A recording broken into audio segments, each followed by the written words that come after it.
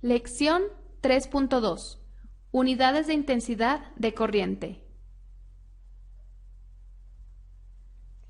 La unidad básica de carga eléctrica es el electrón, pero como es muy pequeño, necesitamos emplear una unidad más grande. Así como el quintal fue una unidad muy usada para medir la cantidad de granos, y el litro sigue empleándose para medir los líquidos, el coulomb es el nombre de la unidad práctica de carga eléctrica. Un coulomb es igual a 6.24 millones de electrones, es decir, 6.240.000 billones de electrones.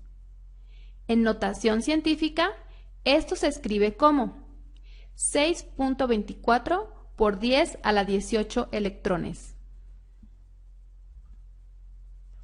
Cuando un conductor está pasando una corriente eléctrica de 1 coulomb por segundo, decimos que la intensidad de esa corriente es igual a 1 ampere. La fórmula para calcular la intensidad de una corriente es I es igual a Q sobre T. En esta fórmula, I representa la intensidad de la corriente que se mide en amperes. Q representa la carga que se mide en coulombs. Y T es el tiempo y se mide en segundos. Ejemplo 1.1.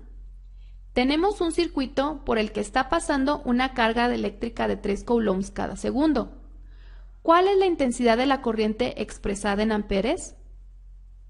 Utilizamos nuestra fórmula. I es igual a Q sobre T, donde Q es igual a 3 coulombs y T es igual a 1 segundo. Esto nos da un total de 3 amperes. Ejemplo 1.2. ¿Cuál será la intensidad si la misma carga eléctrica pasa cada 2 segundos? Nuevamente utilizamos nuestra fórmula. Sustituimos la carga, que es igual a 3 coulombs, y sustituimos el tiempo, que es igual a 2 segundos. Esto nos da un total de 1.5 amperes. La unidad llamada ampere suele abreviarse con una A. Por otro lado, es común que en ciertos textos y aún en ciertas zonas o países, el ampere se castellanice como amperio. Lo mismo pasa con el nombre de la unidad de carga eléctrica, el coulomb, que ya castellanizado se le llama coulombio. Al trabajar con electricidad o electrónica, se debe contar con algún sistema que nos permita medir la intensidad de corriente que circula a través de un circuito o parte de él. El amperímetro es el instrumento que se emplea para ello. Como se muestra en la figura anexa, en su parte superior, el amperímetro debe conectarse en serie con la parte del circuito en la que se desea medir la intensidad de corriente.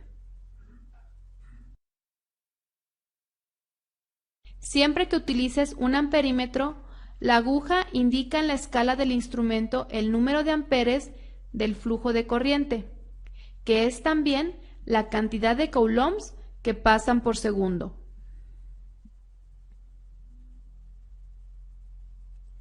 Como en ocasiones el ampere resulta una unidad de intensidad demasiado grande, sobre todo en electrónica, suelen utilizarse dos subunidades, el miliampere, que es igual a 1 milésima de ampere, y el microampere, que equivale a 1 millonésima de ampere.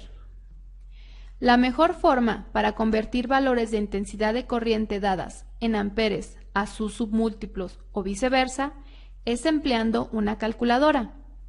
Nosotros emplearemos la Casio modelo FX991ES. Para realizar las operaciones que necesites, refiérete al manual de tu propia calculadora y a la tabla de conversión de electricidad que se encuentra en el área de descargas de tu curso de electricidad básica.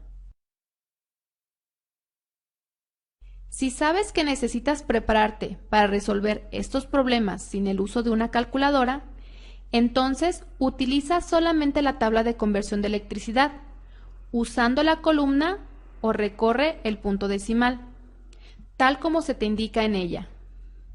Realiza las 10 conversiones siguientes.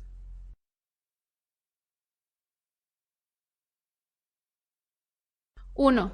Convierte 4 amperes en miliamperes. Según tu tabla, debes multiplicar los 4 amperes por 1 por 10 a la 3. Respuesta: 4 por 1 por 10 a la 3 es igual a 4 por 10 a la 3. Esto nos da un total de 4000 miliamperes. 2. Convierte 2.35 miliamperes en amperes. Según tu tabla, debes multiplicar los 2.35 miliamperes por 10 a la menos 3. Respuesta: 2.35 por 1 por 10 a la menos 3 es igual a 2.35 por 10 a la menos 3, es decir, 0.00235 amperes. 3. Convierte 0.0035 miliamperes en microamperes. Según tu tabla, debes multiplicar los 0.0035 miliamperes por 1 por 10 a la 3. Respuesta: 0.0035 por 1 por 10 a la 3 es igual a 3.5 microamperes. 4. Convierte 670 microamperes en miliamperes. Según tu tabla, debes multiplicar los 670 microamperes por 10 a la menos 3. Respuesta: 670 por 1 por 10 a la menos 3 es igual a 0.67 miliamperes. Intenta resolver los ejercicios restantes por tu cuenta. En ocasiones, ocurre que debemos convertir una cantidad cuyas unidades fueron expresadas con texto a su equivalente numérico. Veamos un ejemplo. Convertir 16 milésimas de amper en amperes.